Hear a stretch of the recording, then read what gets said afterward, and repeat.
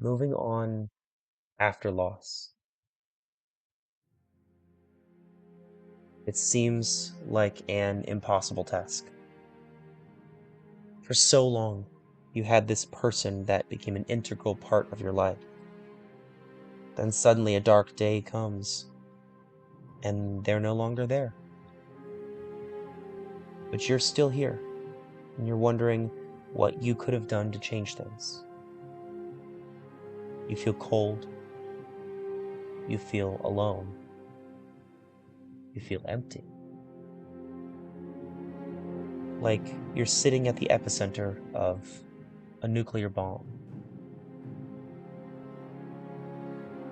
No matter where you look, you see devastation all around you.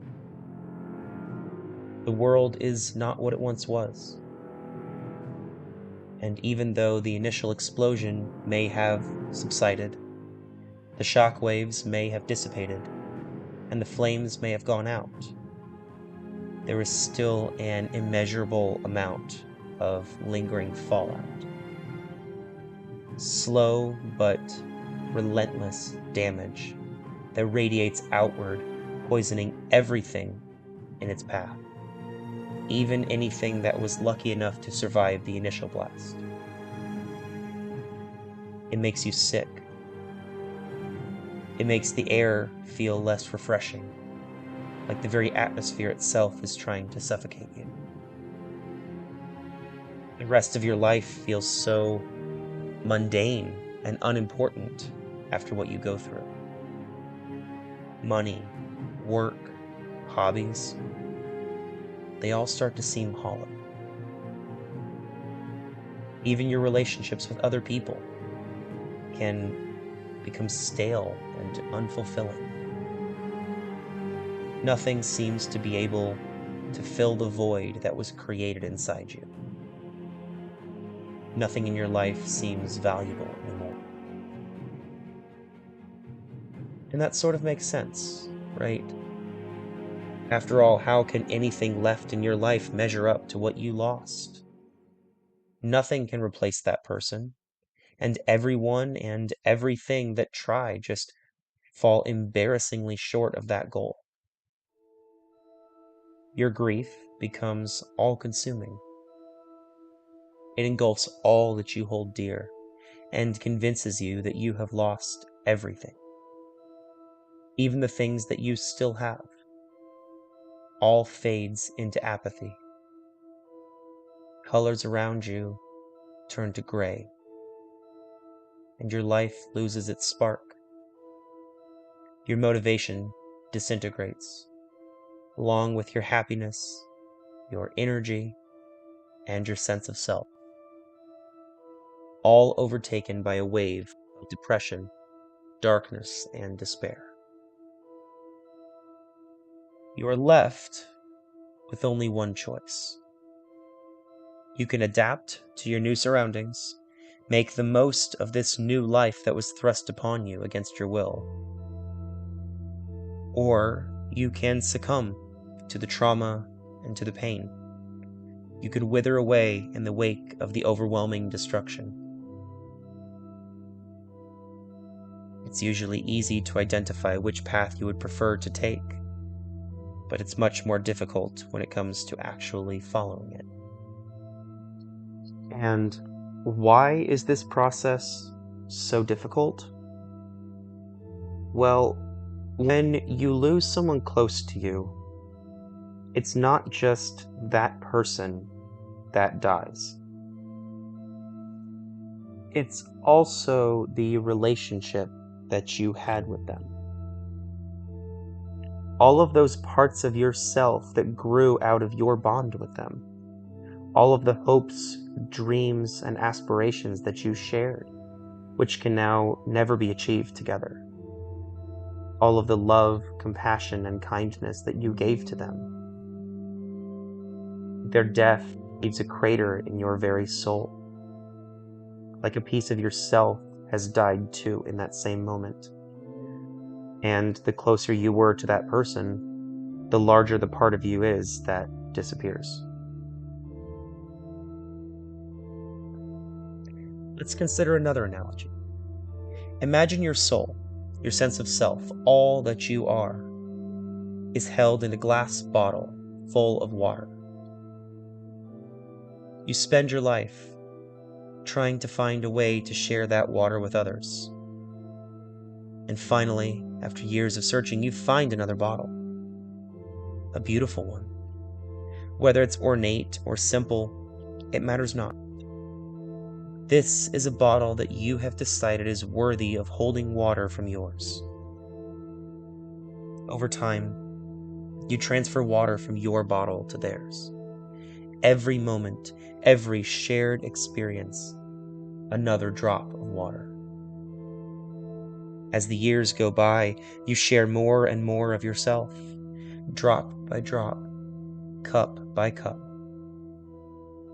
You savor the way that bottle feels in your hands, the contour, the texture, the way it seems to fit perfectly in your grasp, like two pieces of a jigsaw puzzle that interlock precisely. And you admire how the sunlight glitters through this bottle that you have chosen. As the water level rises, it refracts more and more of that light. Soon you have a veritable cosmos in your hands, as every molecule shines with radiant, divine beauty. But then, the unthinkable happens. That bottle shatters in your hands, and the water within it pours into the ground. At first, you're standing in shock. One moment you feel like you have it all, and the next it's ripped away from you so suddenly, so violently, and so mercilessly. And as the shock subsides, you realize that you're bleeding. The shards of broken glass have cut you deep, deeper than you could even imagine. And you start to feel unbearable pain in your hands. You are now face to face with perhaps an even more unbearable truth. That water that you gave, those droplets of your very soul that you transferred to this person over all that time, they're gone. And they're never coming back. You can't just scoop up that water, put it back in your own bottle, and share it with someone new down the line. That water that once shone with heavenly light is now mixing with soil, dust, and the blood that falls from your lacerated fingertips. And as that blood flows down into the earth, it begins to contaminate the surface of the water. Love becomes mingled with grief, and what used to be clear and brilliant is now murky and crimson. The pain of your loss begins to distort and overshadow the memories of your former life. Water can no longer be seen without blood. Moments that were once joyful can no longer be recalled without feeling the sting that there will never be any more of them. You can try to preserve these moments. You can try to hold so tightly onto what you used to have. Perhaps you even find a larger fragment of glass amidst the wreckage, one that's large enough to remind you of what it used to feel like to hold that bottle in your hand. It can feel familiar. It can feel like your loved one is still with you in some way. But if you hold too tight, those jagged edges cut you even more. The agony can intensify, even though you're still trying to retain some semblance of peace. You struggle to move on because you're tethered by grief to a past that will now never have a future. But yet, you're faced with the crushing realization that you do have a future. It can feel like a blessing, or it can feel like a burden. Often both at the same time. You get to keep living, but you have to do so without this person. And as you try to redefine your life, your very identity apart from them, it feels like the hardest thing you'll ever have to do. And indeed, it may well be. But moving on is what your loved one would have wanted for you. They would not have wished you to continue to inflict this pain upon yourself on their account, especially not in some futile attempt at restoring them to life. The heartbreaking reality is that the part of your life that included them has now ended. But your life as a whole is not yet over. For either of you, in fact. This is just a temporary departure. Consider this. No matter how perfect it may have appeared to be, the glass bottle was merely a vessel. The memories of that person, their life, and the remnants of the life that you built together are not, in fact, gone, as distant as they may seem. Like real water, they flow down into the ground. The water itself may disappear from view, but it does not disappear from existence. Instead, it feeds the soil.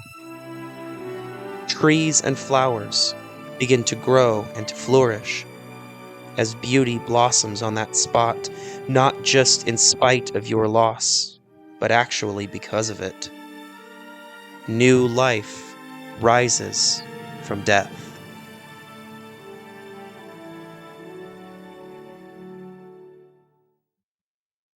It is so hard to do, but challenge yourself not to spend the rest of your time in this world staring at the ground and mourning the absence of that water that is long since passed on.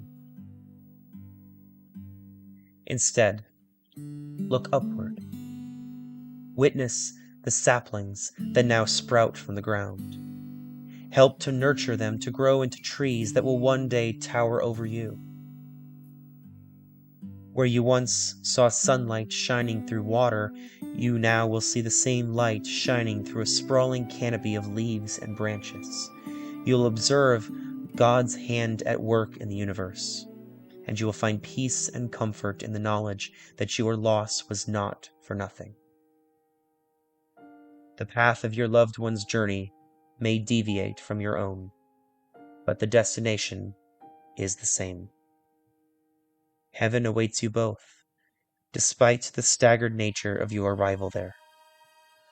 My friends, enjoy all the time you have left on this plane of existence. Truly, we are all just stories in the end.